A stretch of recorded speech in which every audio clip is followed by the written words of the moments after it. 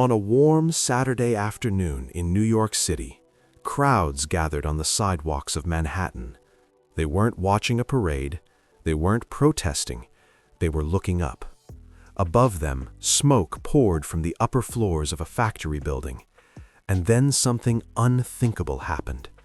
Young women began to jump, one by one, window by window.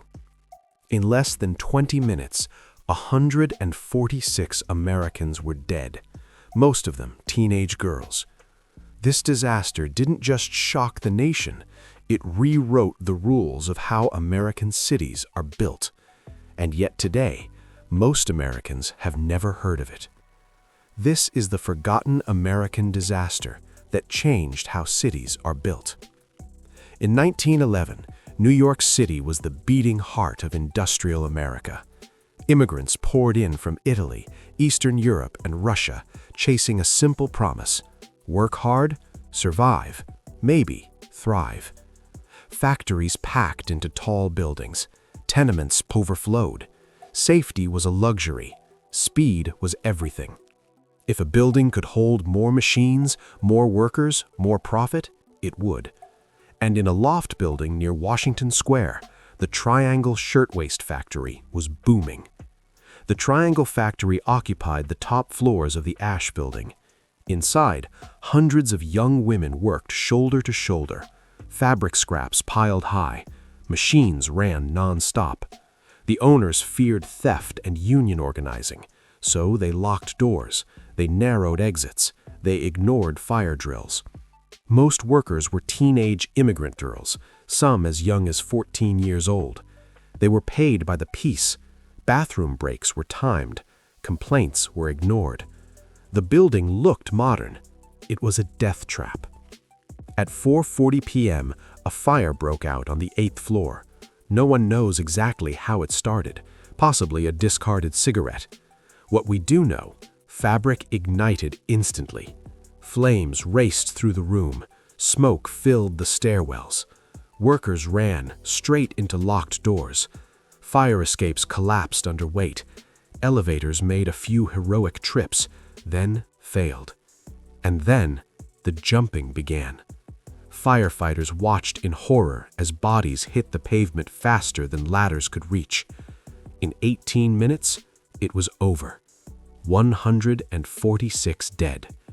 New York City was stunned. Funerals filled the streets. Tens of thousands marched in silence.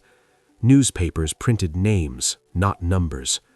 For the first time, America saw industrial death not as the cost of doing business, but as avoidable.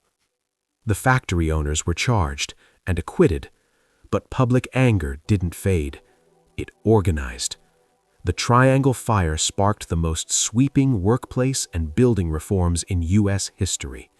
New laws required fireproof stairwells, outward opening exit doors, sprinkler systems, maximum occupancy limits, regular safety inspections.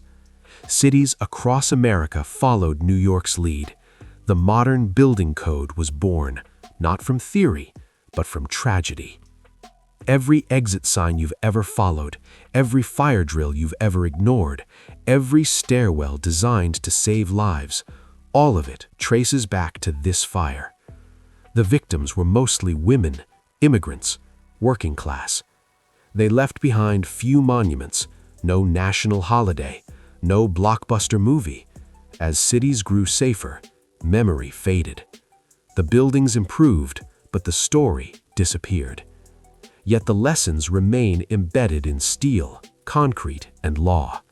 Every American city is safer today because 146 people died in 1911. That's a hard truth. The Triangle Shirtwaist Fire reminds us that cities are not shaped only by architects and planners, but by disaster, protest, and the refusal to accept preventable death. This wasn't just a fire. It was a reckoning. And the cities we live in today are its legacy, built on the promise that no one should ever have to jump to escape their workplace again. My name is Clyde Chester. which explores microhistories and unique cultural aspects from across the USA.